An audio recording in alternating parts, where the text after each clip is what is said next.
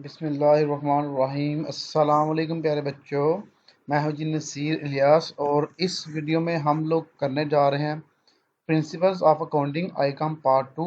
और आज इसकी हमारे पास हैं जी इम्पॉर्टेंट डेफिनेशंस हम करेंगे। और ये वो डेफिनेशन है जिनमें से इंशाल्लाह पेपर में आने के हाई चांसेस हैं। आपको सिर्फ 50 डेफिनेशंस आपके लिए तैयार की गई हैं, सिर्फ 50। वैसे अगर आप देखें तो 40-50 एक चैप्टर की बन जाती हैं आमूमी तौर पे। 40-50 ना भी बने, 15-20 तो बन ही जाती हैं। तो आपके मेरे ख्याल से 10 चैप्टर हैं, 10-11 चैप्टर है। तो उसमें से सारी ये जो स्कैनिंग करके इनको तो मेन जो इम्पोर्टेंट है वो निकाली गई हैं आपके लिए। तो आपने इन सभी को याद कर लेना। अब इनमें से चॉइस ना रखिएगा कि ये छोड़ दें या वो छोड़ दें। मैं आपको एक दफ़ा पढ़ा देता हूँ, इसको समझ लें। समझ के याद करेंगे तो ज़रा ये है कि आपके पास जो है इसको भूलने के चांसेस कम होंगे आपके लिए। तो अगर आपने अभी तक चैनल को सब्सक्राइब नहीं किया हुआ तो चैनल को सब्सक्राइब कर लें और इसका बेल आइकॉन ऑन कर लें, क्योंकि नेक्स्ट अकाउंटिंग की अब जितनी भी वीडियोस आएंगी आपको उसका नोटिफिकेशन मिल जाएगा। तो आइए शुरू करते हैं इसको। सिंगल एंट्री सिस्टम क्या है? डिफाइन सिंगल एंट्री सिस्टम, इस तरह सवाल आपको आ सकता है। Under single entry system sometimes both aspect of a transaction और रिकॉर्डेड। कहते हैं कभी डेबिट क्रेडिट दोनों रिकॉर्ड किए जाते हैं। Some time only one aspect of transaction is recorded. और कभी कभी जो होता है वो या तो डेबिट रिकॉर्ड किया जाता है या फिर क्रेडिट किया जाता है। And some time no aspect of transaction is recorded. और बाद दफ़ा कोई भी इसका जो है रिकॉर्ड नहीं किया जाता। नेक्स्ट हमारे पास आ गई सेकंड डेफिनेशन। ये है जी double entry system. A system in which two sides of every transaction are recorded. क्योंकि ऐसा सिस्टम जिसमें दो एक ही ट्रांजैक्शन के डेबिट और क्रेडिट दोनों ही एस्पेक्ट जो है ना उनका रिकॉर्ड किया जाता है। तो डबल एंट्री और सिंगल एंट्री का आपको डिफरेंस भी आ सकता है, तो इन दोनों को मिला देंगे तो आपका बन जाएगा आंसर। स्टेटमेंट ऑफ अफेयर्स क्या होगी? Statement of affair is a sort of balance sheet. कह रहे ये एक बैलेंस शीट की किस्म है। Having asset on left side and liabilities and capital on the right side. कहता जी जो लेफ्ट साइड है, दाई बाई साइड, उस साइड पे आप लोग लेते हैं एसेट, और दूसरी जो है आपकी राइट साइड, उस साइड पे आप लाइबिलिटीज और कैपिटल लिखते हैं under single entry system. Net worth method क्या है जी? The method in which adjusted capital at the end and capital in the beginning. कहता है एक तो एडजस्टेड कैपिटल हो गया एंड पे, उसके बाद जो बिगिनिंग कैपिटल आर कंपेयर, दोनों को मिलाया जाता है। असरटेन द प्रॉफिट और लॉस, प्रॉफिट या लॉस फाइंड करने के लिए अंडर सिंगल एंट्री सिस्टम के तरीका से। उसके बाद जी नेक्स्ट हमारे पास है ड्राइंग्स। कैश और goods taken away by the owner for from the business for personal use known as drawing. ऐसी चीज़ें या पैसे जो मालिक अपने ज़ाती इस्तेमाल के लिए ले जाता है उसको हम कहते हैं ये ड्राइंग्स हैं। उसके बाद फर्दर, फ्रेश, न्यू, एडिशनल, ये सारे जो कैपिटल हैं इनका एक ही नाम है हमारे पास, ठीक है जी। तो आइए इसको देखते हैं। Further, fresh, new, additional. Amount of capital which is introduce during the year in the business is known as fresh और एडिशनल कैपिटल या न्यू, फर्दर जो भी यूज़ करना हो कर लेगा। कह रहा जी ऐसे पैसे जो हम साल के दरमियान में लाते हैं बिजनेस में उसको फ्रेश या फर्दर कैपिटल कहा जाता है। Statement of profit and loss. It is prepare to find out the profit और loss under single entry system. ये सिंगल एंट्री सिस्टम में प्रॉफिट और लॉस फाइंड करने के लिए, मालूम करने के लिए बनाई जाती है।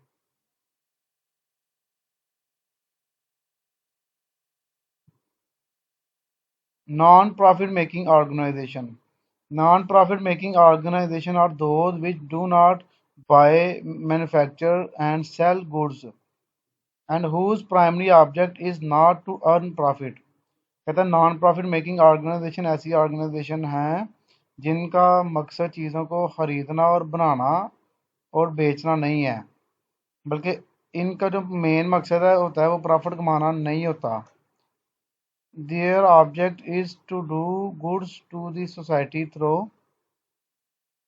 वेलफेयर एक्टिविटीज़, इनका जो मेन काम होता है वो लोगों की मदद करना है फलाह बहबूद के कामों के ज़रिए, जैसे clubs, school, colleges, hospital, libraries, PTC, ये इनकी मिसालें हैं।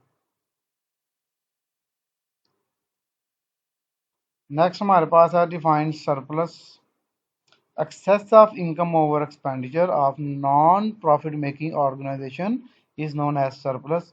कहता जी अगर इनकम ज़्यादा हो एक्सपेंडिचर कम हो तो हम इसको सरप्लस कहते हैं। सिंपल अल्फाज मैंने आपको बता दिया।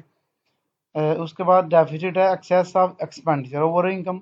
ऊपर था इनकम ओवर एक्सपेंडिचर, इनकम ज़्यादा हो एक्सपेंडिचर कम हो, इधर एक्सपेंडिचर ज़्यादा हो गया इनकम कम हो गई है। Of non profit making organisation is known as deficit. इसको हम आम जो लैंग्वेज है उसको हम प्रॉफिट भी कह सकते हैं, इसको हम लॉस कह सकते हैं, लेकिन नॉन प्रॉफिट मेकिंग ऑर्गेनाइजेशन में प्रॉफिट लॉस नहीं होता, डेफिसिट और सरप्लस होता है। नेक्स्ट 11वीं हमारे पास डेफिनेशन है सब्सक्रिप्शन।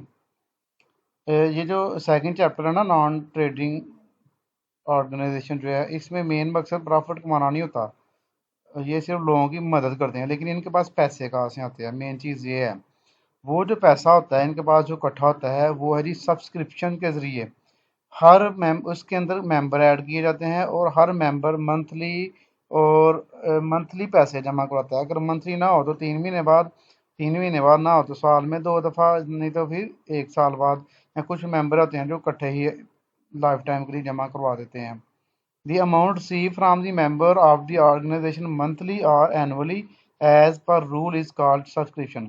कहता जी अपने जो मेंबरान हैं उनसे पैसे इकट्ठे किए जाते हैं, ये रिसीव होते हैं महीने बाद या साल बाद या फिर उनके रूल के मुताबिक, इसको सब्सक्रिप्शन कहा जाता है। एडमिशन फ़ी क्या होती है?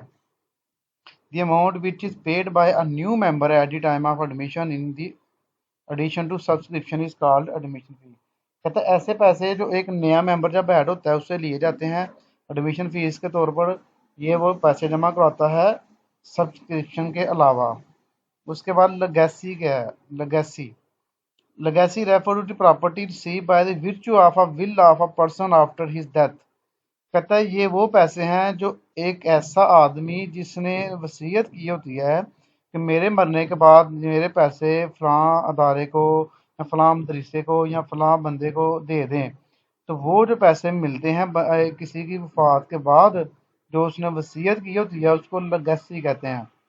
लाइफ मेंबरशिप फी क्या होती है जी? Define life membership fee, the amount which is paid by member lump sum to become a partner of organisation is called life membership fee. कहता जी ऐसे पैसे जो कोई भी मेंबर इकट्ठे ही दे दे, become a life member of organisation, इनके वो लाइफ टाइम उस ऑर्गेनाइजेशन का मेंबर रहेगा, उसको बाद में कोई पैसा नहीं देना पड़ेगा, वो इकट्ठे ही दे देता है, उसको लाइफ मेंबरशिप फी कहते हैं।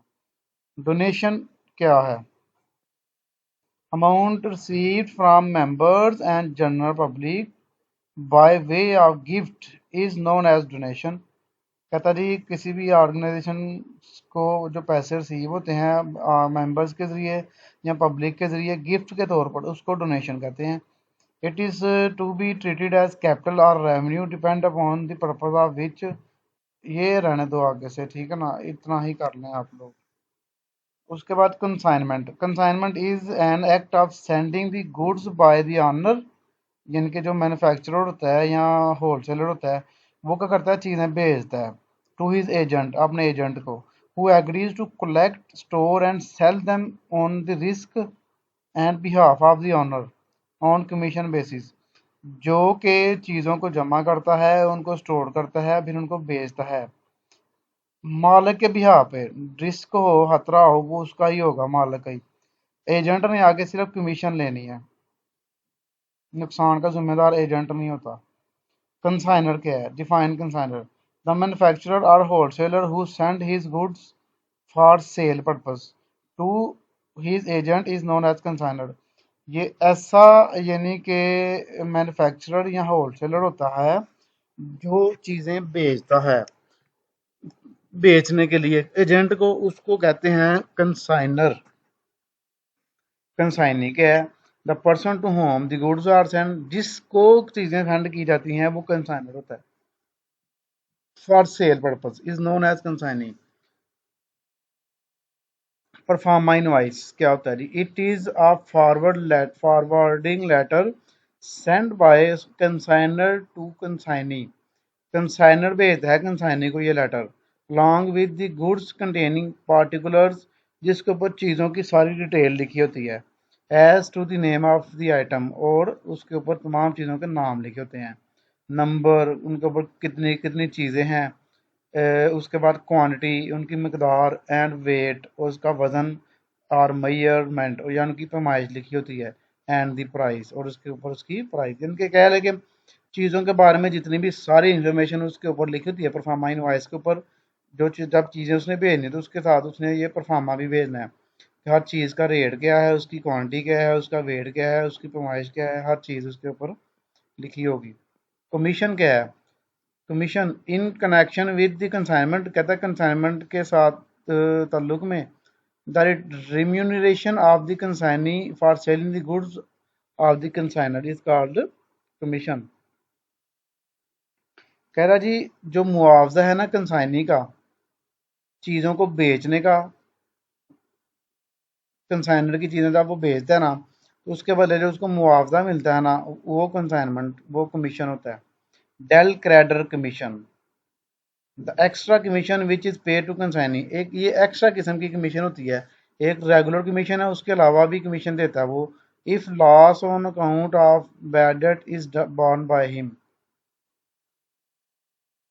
अगर डेल क्रेडिट कमीशन उस सूरत में मिलती है कि अगर आपने जो माल बेचा है कंसाइनी ने, उसकी उसने उधार बेचा है, अगर उसमें से कुछ पैसे नहीं मिलते, डूब जाते हैं, तो वो जो पैसे डूबेंगे वो कंसाइनी को ही देने पड़ेंगे। इसलिए उसको डेल क्रेडिट कमीशन मिलती है कि आपने रिकवर करने हैं सारे पैसे। अगर जितने पैसे रिकवर ना हुए तो वो कंसाइनी के जिम्मे पड़ेंगे। ये इसलिए डेल क्रेडिट कमीशन होती है कि वो सारे पैसे कवर करके देगा। कंसाइनमेंट अकाउंट क्या है? This is by nature a profit and loss account. जब हम कंसाइनमेंट अकाउंट बनाते हैं ना, वो profit and loss account, profit ही फाइंड होता है या लॉस फाइंड होता है कंसाइनर का।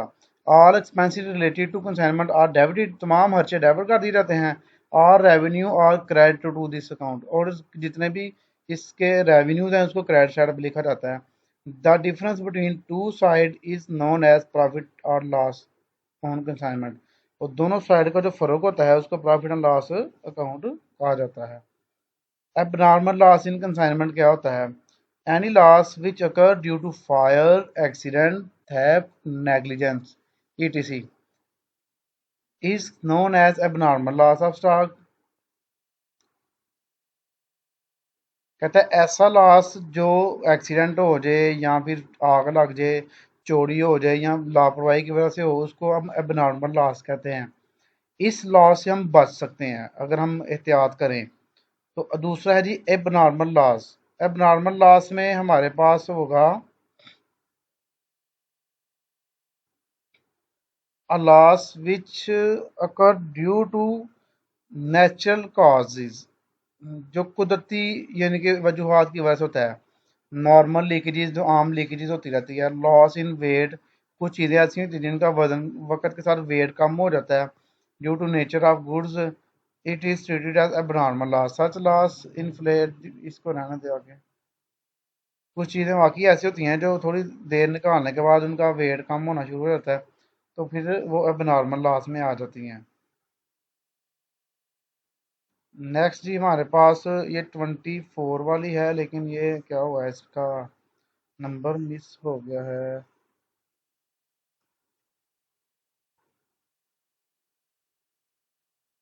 अब इसको सही कैसे करें?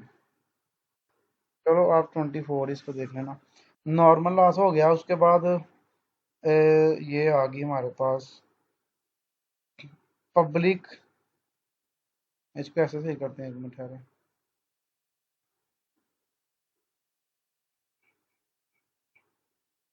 नो, नहीं सही होगा। public limited company. It can be formed by at least 7 members and there is no limit to maximum numbers. कहते हैं कम से कम 7 मेंबर हो और मैक्सिमम पे कोई लिमिट नहीं है. It can invite application from investors through advertisement in the newspaper. ये इन्वेस्टर को अपनी तरफ यानी कि अट्रैक्ट कर सकते हैं, इनवाइट कर सकते हैं एडवर्टाइजमेंट के जरिए. उसके बाद मेमोरेंडम ऑफ एसोसिएशन क्या है जी. It is the basic document of company. It contain the fundamental condition upon which alone a company can be incorporated. ये एक बेसिक जो है ना इसका डॉक्यूमेंट है कंपनी का और इसके अंदर वो तमाम कंडीशन लिखी होती है जिसके मुताबिक कंपनी बनेगी. It set out the limit outside which action of the company can not go. और इसने एक लिमिट बता देनी है कि इनके अलावा कंपनी कोई और काम नहीं कर सकती. उसके बाद in article of association. It is second important document in the incorporation of a company. ये कंपनी की इनकॉर्पोरेशन में दूसरा अहम डॉक्यूमेंट है. It contain the rule and regulation for the internal management of the company. और इसके अंदर company के अंदरूनी मामलात जितने भी हैं उनके बारे में रूल्स और रेगुलेशन लिखे होते हैं. Prospectus. It is valuable document issued by the company for raising of the capital. ये प्रोस्पेक्टस एक डॉक्यूमेंट है ऐसा जिसको कंपनी पैसे इकट्ठे करने के लिए इशू करती है. शेयर्स क्या है. The total amount of capital of a company is divided into smaller unit.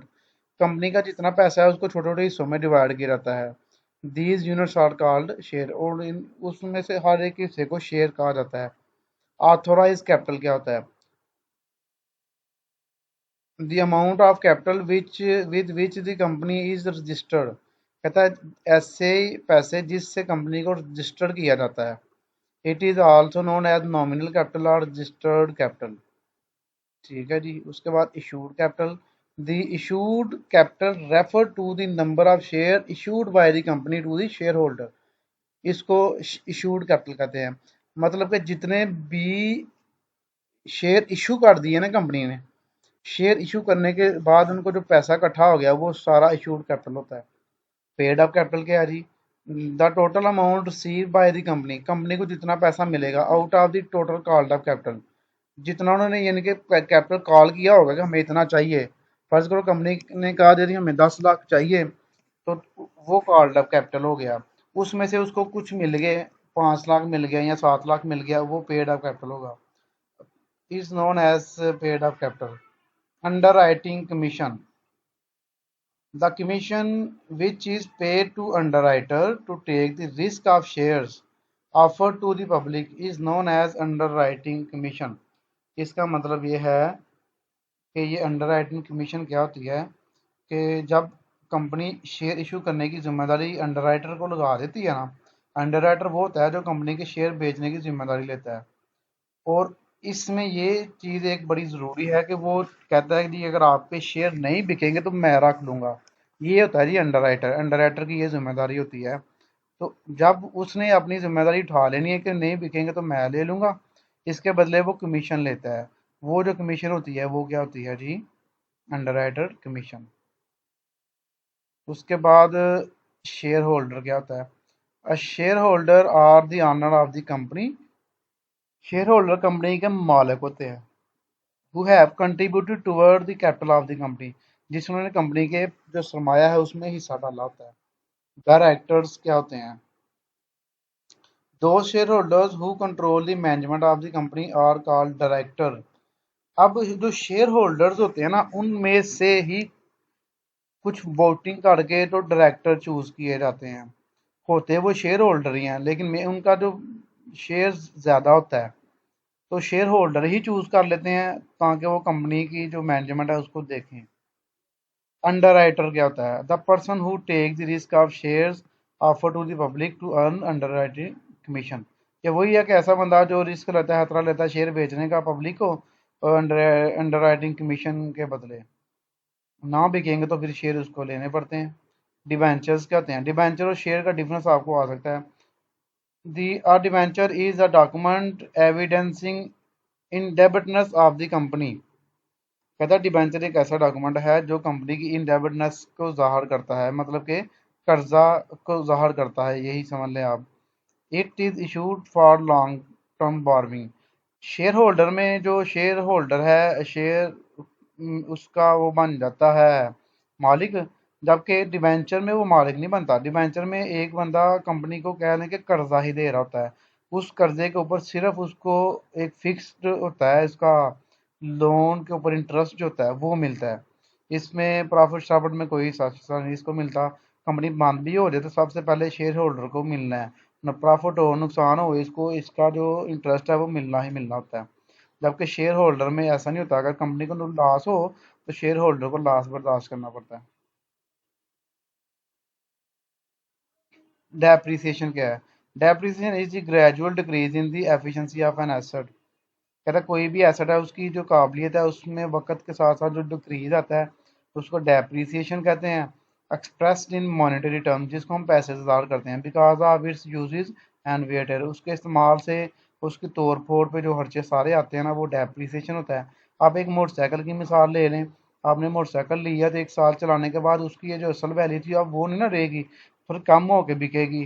तो वो जो वैल्यू उसकी तोड़ फोड़ या जो इसकी वैल्यू में कमी आएगी उसको हम कहते हैं जी डेप्रिसिएशन। डिप्लेशन क्या होगी? Decrease in the value proportionate to the quantum of production.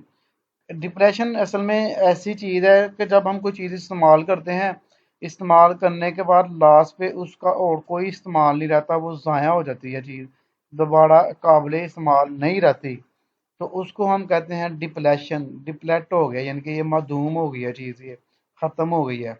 जैसे माइंस है, अगर एक कोयले की माइन है तो एक उसमें से एक हद तक कोयला निकलेगा, उसके बाद वो माइन ज़ाया हो जाएगी, ख़त्म हो जाएगी। आगे क्वारीज, उसके बाद ऑयल वेल्स हैं, ऑयल के कुएं हैं, फॉरेस्ट हैं। आपको पता है जंगलात एक दफ़ा काट दें उसके बाद फिर वहां पर दूसरी दफ़ा जंगलात नहीं उगते जब तक आप खुद उसको ना उगाएं।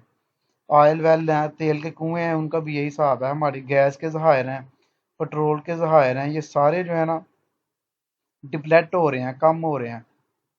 अब्सुलेसेंस, एब्सुलेसेंस क्या है जी? Decrease in the value of asset, किसी भी चीज़ की वैल्यू में कमी होना ड्यू टू न्यू इन्वेंशन, नई इजादात की वजह से। Change in habit and taste of people, यहाँ लोगों की आदत और रवैये की तब्दीली की वजह से। Improvement is known as obsolescence. मतलब कि जैसे आईफोन है, इसका 14 प्रो मैक्स चल रहा है, तो जब अगला मॉडल आना है ना इसका, तो ऑटोमेटिकली पुराना जो मॉडल होता है उसकी वैल्यू कम हो जाती है। तो ये इसी का मतलब हो गया। जब मोटरसाइकिल का पुराना मॉडल आना है, नया मॉडल आना है, तो पुराने की वैल्यू थोड़ी डाउन हो जाती है। या मार्केट में एक नई टेक्नोलॉजी के नई मॉडल की चीज़ आ गई तो पुराने की वैल्यू बहुत जल्द कम होती है, तो इसको एब्सोलेसेंस कहा जाता है। अमोर्टाइजेशन क्या है जी? Decrease in the value of intangible assets such as patent, copyright, goodwill, ATC.